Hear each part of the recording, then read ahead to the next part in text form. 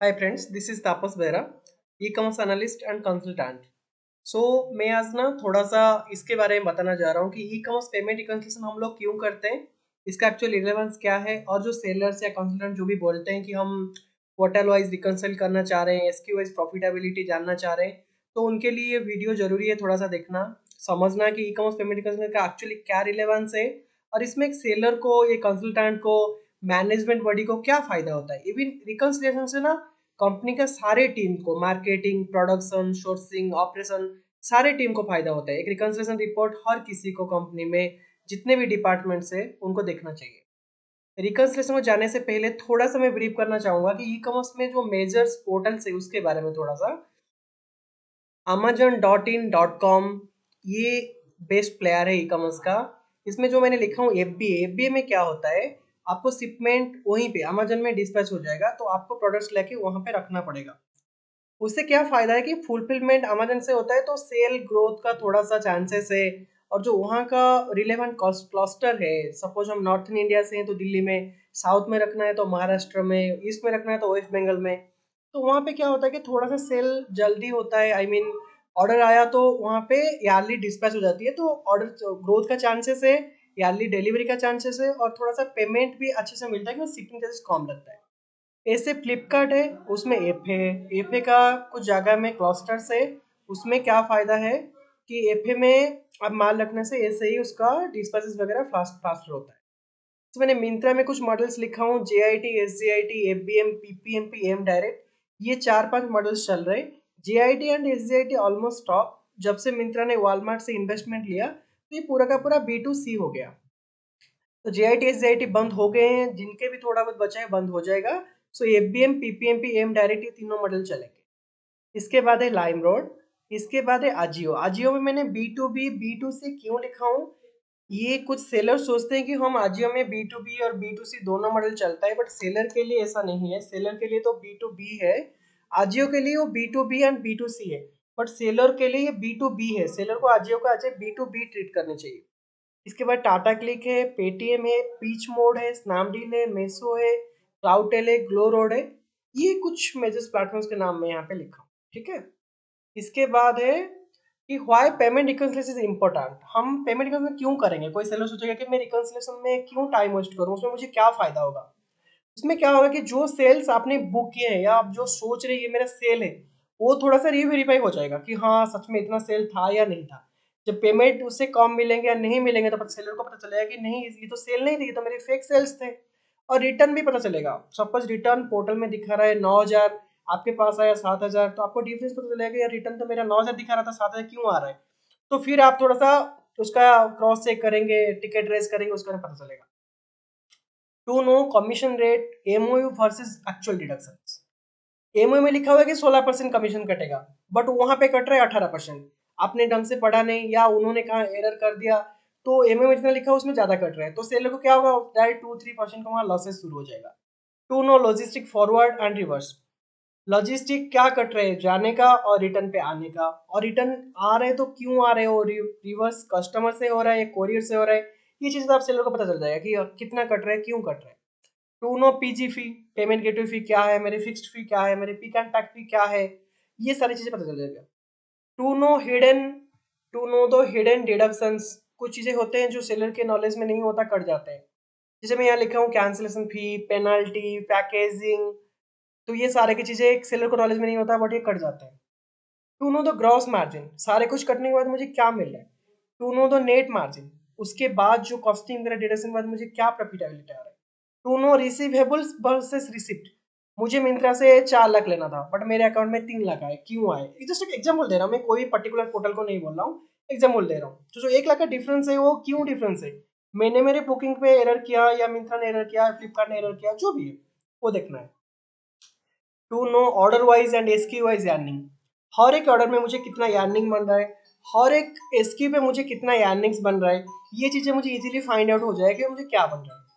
To match bank versus payment receipt, जितने भी पैसा पोर्टल में दिखा रहा है उतना मेरे बैंक के साथ मैच हो रहा है नहीं हो रहा है, ये पता चल जाएगा। मैं एग्जाम्पल दूं कि 99% केस में तो ये मैच कर जाते हैं।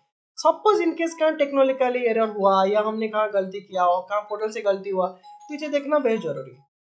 To know about safety claim SPF compensation, जब कोई रॉन्ग प्रोडक्ट मिलता है, कोई डैमेज रिपोर्ट मिलता है, तो आपके ऑपरेशनल टीम उसके लिए सेफ्टी क्लेम रेज करते हैं। तो ये क्रॉस वेरीफाई होना बहुत जरूरी है कि इसका पेमेंट जो है इसका मिला या अभी भी टिकट ओपन है या डिक्लाइन हो गया। SPF compensation seller protection fund पे ये मिंत्रा में फ्लिपकार्ट में दिखने मिलता है। तो इसमें क्या है एक्चुअली इशूज, वो जानना बहुत जरूरी है कि उसमें क्या इशू हो रहा है। To know about return and RTO difference and history. Return और आरटीओ को ना लोग सेम समझते हैं, बट सेम है नहीं। रिटर्न वही है जो सेलर कस्टमर के पास से वापस आता है, कस्टमर यूज किया, उसको अच्छा नहीं लगा, उसने वापस कर दिया। आरटीओ क्या है, जो रास्ता में वापस आ गया, कस्टम कोरियर पार्टनर ने भेज नहीं पाया, उस पर कोई चार्जेस नहीं लगनी चाहिए आईडी। तो मैच और बुक्स ऑफ अकाउंट्स तो ई कॉमर्स पोर्टल, आपके जो फ्लिपकार्ट है, आपको जो अमेजन है दिखा रहे हैं 50 लाख लेना है, तो आपके पोर्टल में दिखनी चाहिए कि 50 लाख लेना है या नहीं लेना, या कम ज्यादा कुछ है तो उसमें एक एडजस्टमेंट्स हो सकता है। Taxes and clarity and help to concern department TCS TDS reimbursement. अभी ई कॉमर्स में क्या है कि टीसीएस भी कट रहा है, टीडीएस भी कट रहा है, टीडीएस का रिइंबर्समेंट भी करना है, टीसीएस का रिफंड भी लेना है, तो ये सारा का सारा रिकन से पता चल जाएगा ये हो रहा है या नहीं हो रहा है, क्या गलत कट रहा है, कहाँ पे भी एरर है, तो कंसर्न डिपार्टमेंट जो भी है, टैक्सेशन आपके फाइनेंस डिपार्टमेंट, तो आपको उससे हेल्प मिल जाएगा कि हाँ इसमें कहाँ एरर था या नहीं था।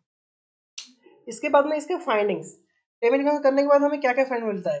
रॉन्ग कमीशन चार्ज हुआ है तो उसके फॉलोअप करके निकालना, रॉन्ग लॉजिस्टिक चार्ज हुआ है तो उसके भी फॉलोअप करके निकालना, इसके ओएट पता करना, वॉल्यूमेट्रिक ओएट है, फिक्स्ड ओएट है, क्या ओएट है मेरा।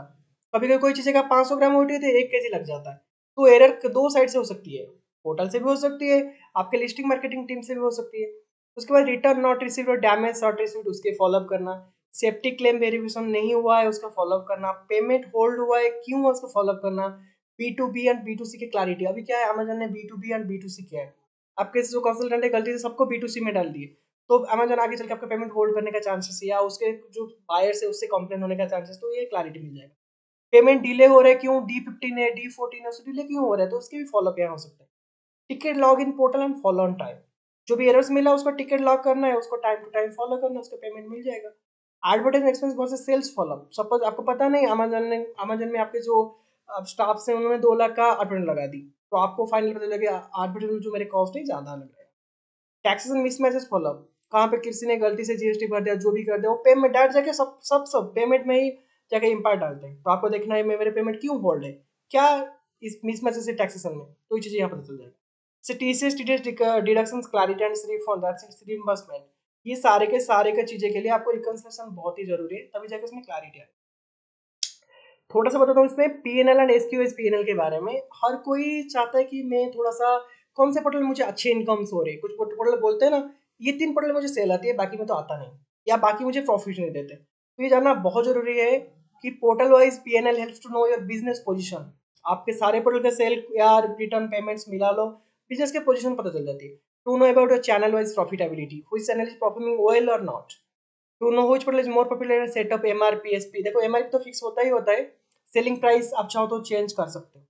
SQ is profitability to understand which SQ gives you more profit and return against a particular SQ. मैं इसे बोल रहा हूँ, इसका प्रैक्टिकल दिखाऊंगा तभी आपको ज्यादा समझ में आएगा कि एसक्यू वाइज हम कैसे निकालते हैं और इसमें हम प्रॉफिटेबिलिटी कैसे देखते हैं। Take necessary action against your PNL, let's see how reconciliation PNL looks like. मैं थोड़ा सा एक एक्सेल दिखा रहा हूँ इसमें कि एक्चुअली रिकंसिलिएशन कैसे दिखाता है। ये मैं कंपनी का नाम डिस्क्लोज नहीं कर रहा हूँ, ये एक छोटा सा रिकंसिलिएशन सीट है। इस पे ऑर्डर आईडी आ गया, डेट आ गए, आपके इसकी कोड आ गई, क्वांटिटी आ गया, सेलिंग प्राइस आ गया और कॉस्ट आ गया। तो सेलर ने 14,162 का चीजें बेचा, सेलिंग प्राइस था 65 लाख, 30 पहले कॉस्ट था। इसमें हमने क्या किया, अमेजन में 4 चीजें पहले आती है, प्रोडक्ट की वैल्यू क्या था, उसका शिपिंग क्या लगा, प्रमोशनल रिबेट क्या है, उसमें जीएसटी कितना लगता है। सो ये जो 399 है ना, ये चारों चीजें मिलकर 399 है, ये देखिए 399 है। उससे टीसीएस क्या करता है, उससे सेलिंग फीस क्या करते हैं, उसके बाद उसका एफबी फीस क्या करता है, उसके बाद उसके अदर ट्रांजेक्शन कोई लगता है, pick and pack fee and etcetera क्या लगता है, ये some of other mean safety claim वगैरह, ये क्या मिला है, ये चीजें मिलता है। फिर सम ऑफ टोटल मीन्स बैंक में कितना मिलता है कि पर्टिकुलर प्रोडक्ट में 399 वाला प्रोडक्ट में सारा कुछ डिडक्शन जाने के बाद मुझे 237 रिसीव होता है, मैंने रिमार्क्स में डाल दिया पेड। इसमें एक छोटा सा पीएनएल मैंने बनाया, पीएनएल मैंने क्या लिखा, इसमें ये देखिए, ये मैंने लिखा कि ये वाले मुझे 237 मिले थे, मेरा कॉस्ट 199 है, फिर मैंने 17 रुपये हटाया इसलिए कि एडवर्टाइजमेंट के लिए मुझे 17 रुपये एवरेज लगता है, तो 21, तो मेरे पीएनएल के परसेंटेज है 5%, मैंने प्रोविजन किया था 15% के लिए,